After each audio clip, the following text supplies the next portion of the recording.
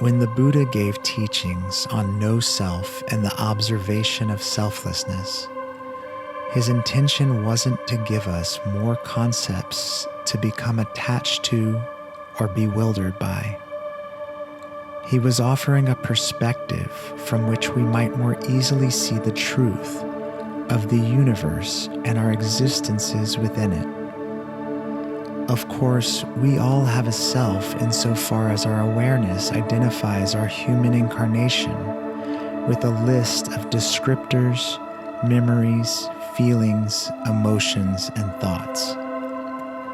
But that self is something we have, not what we are. What we are is the awareness that is observing these memories, feelings, emotions, and thoughts. The self is just a set of coordinates that lets our awareness know its temporary location.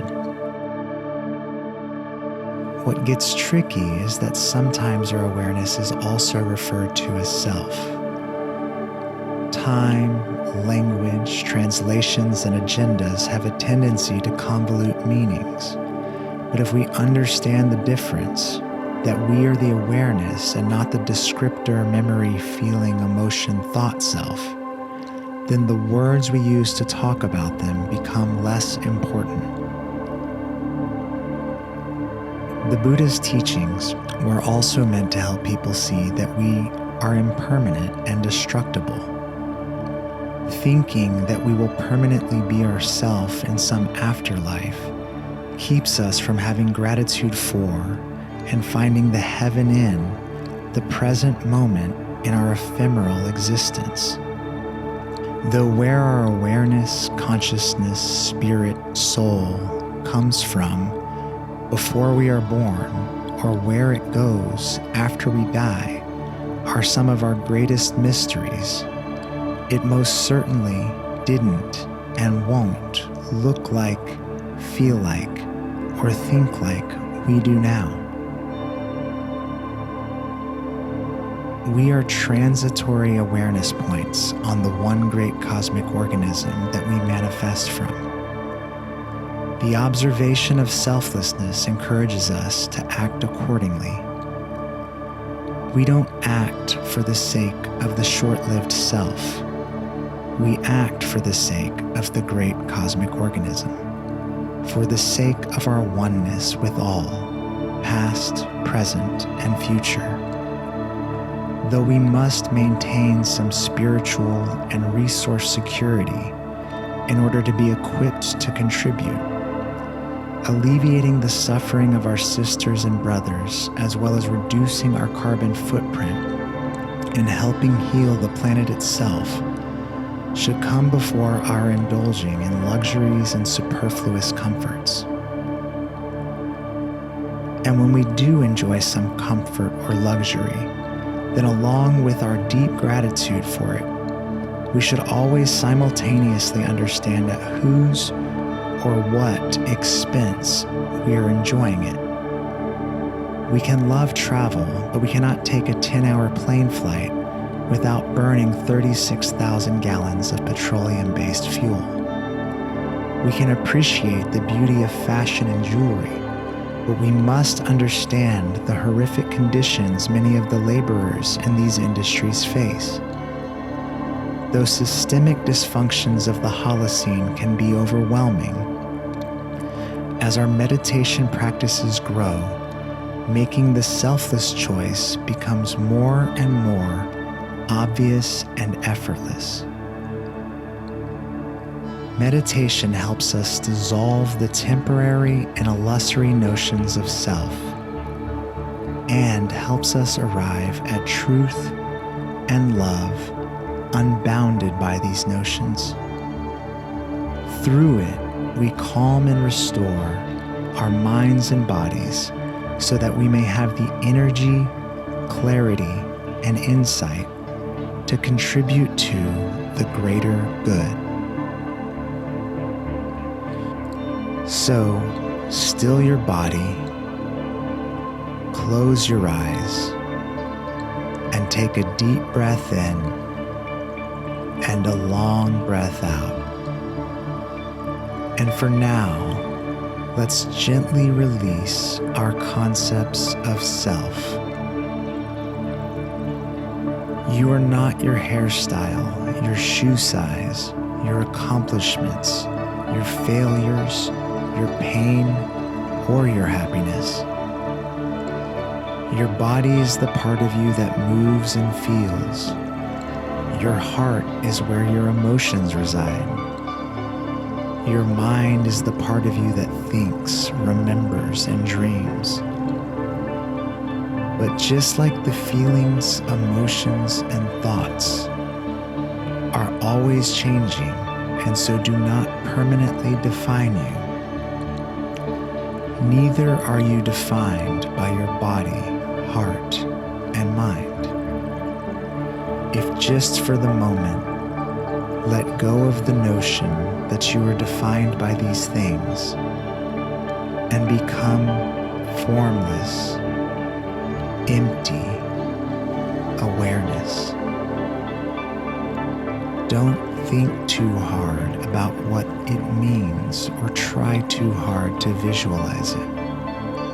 That's the mind trying to conceptualize the you that exists free of concepts.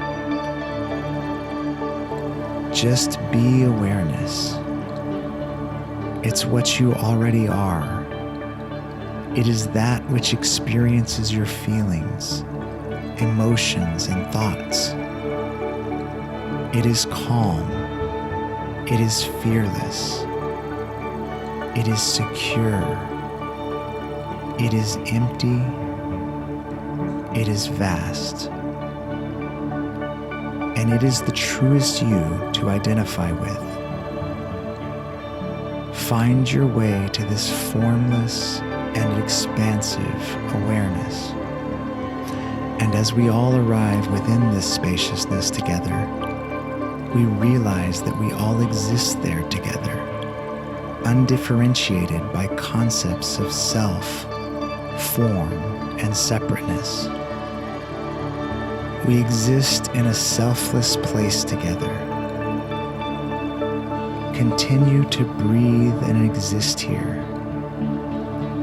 As feelings, emotions, to-dos, and thoughts arise in this space, just allow them to drift past and return to empty awareness. You don't need to figure anything out right now. You have permission to just be.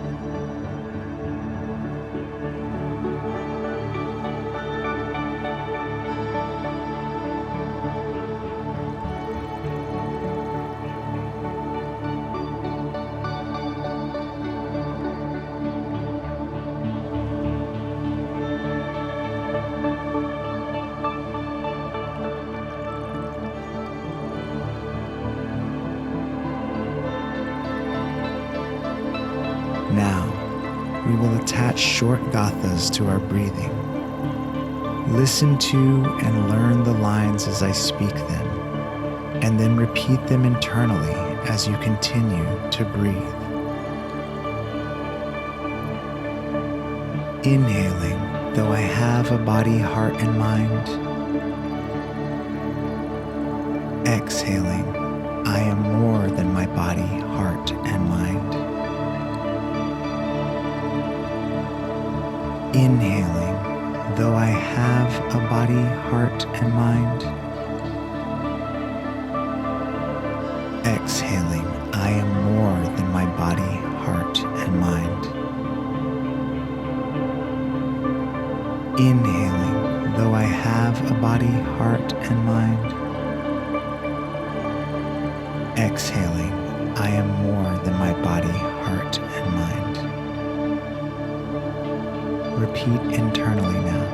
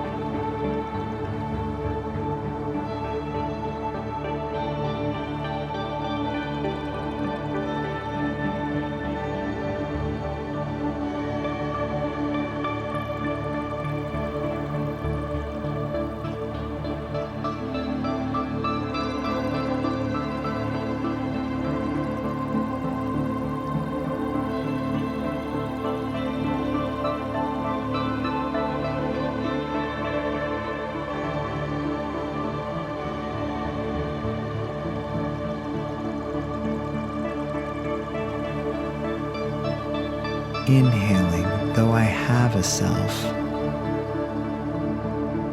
Exhaling, I am not that self. Inhaling, though I have a self. Exhaling, I am not that self. Inhaling, though I have a self. Exhaling, I am not that self. Repeat internally.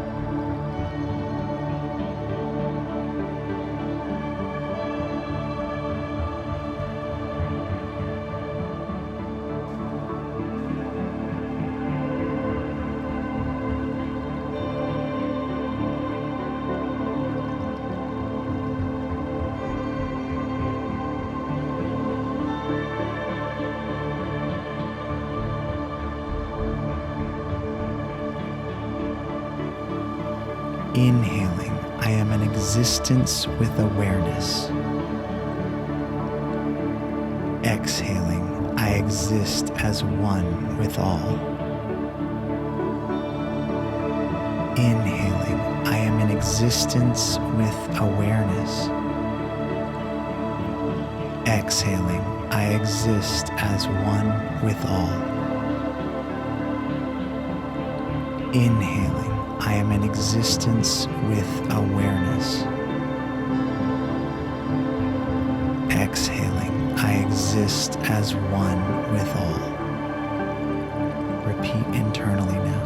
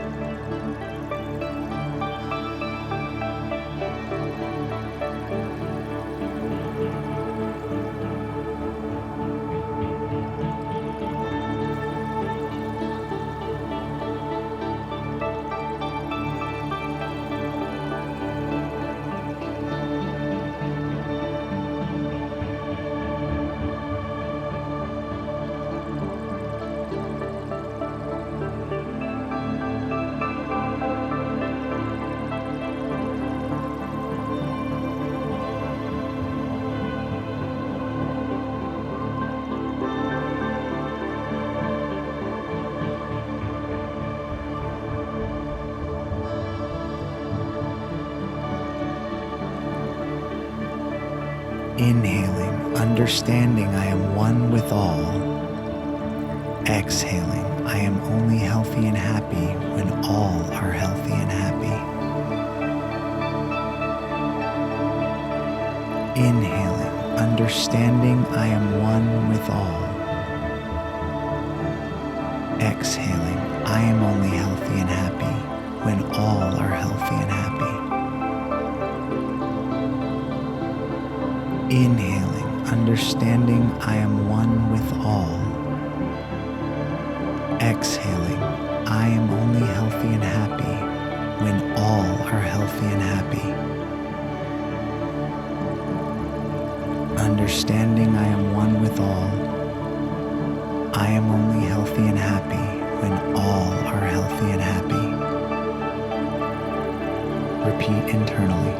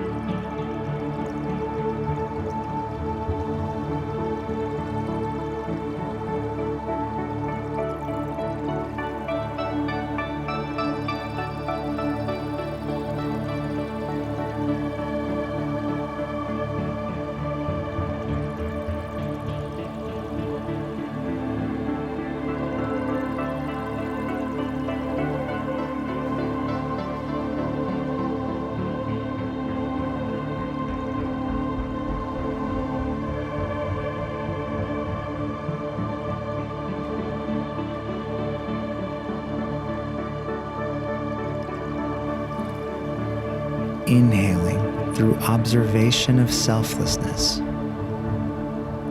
Exhaling, it is easy to act for the greater good.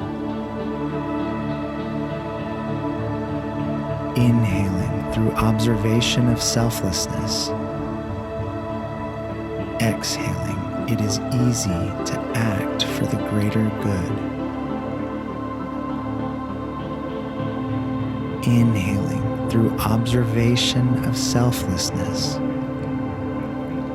Exhaling, it is easy to act for the greater good. Repeat internally now.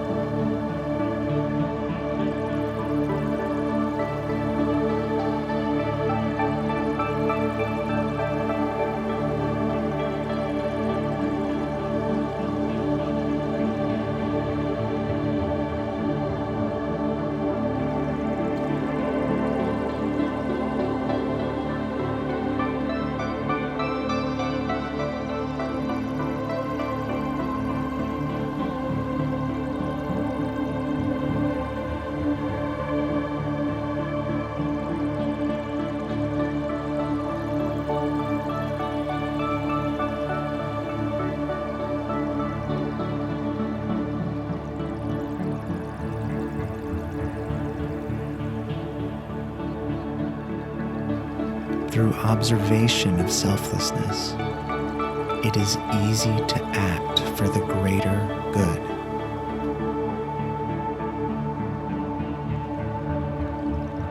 The Buddha didn't intend for his messages on no self and the observation of selflessness to become so muddled that we were discussing whether or not we have a self, which we clearly recognize with our awareness.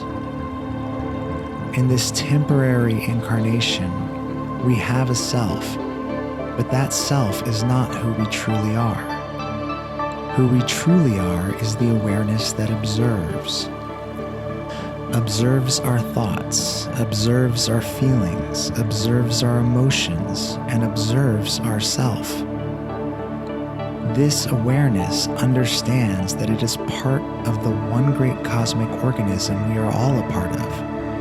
And through meditation, we begin to identify with our awareness instead of ourself. And so we begin to live and act in tune with the fact that we are parts of that one organism, putting it before the desires and attachments of the self. As we make progress in our practice, our concepts, including our concept of self, begin to dissolve. Consciousness is no longer my consciousness, but an infinite universal consciousness that we are receptors to. Love is no longer some little resource you reserve or parcel out. It is an unconditional, unlimited way of being. Because you are practicing selflessness, you can exist in peace and happiness despite whatever storm of unpleasantness may be dumping down on yourself. Though life is suffering, it is also so much beauty and joy. And through acting in selflessness, you contribute to and exist in the latter while always observing the former. You become a conduit of the good stuff for the good of all. You tap into the formless ambrosia of love and compassion and irrigate it out to the rest of the universe.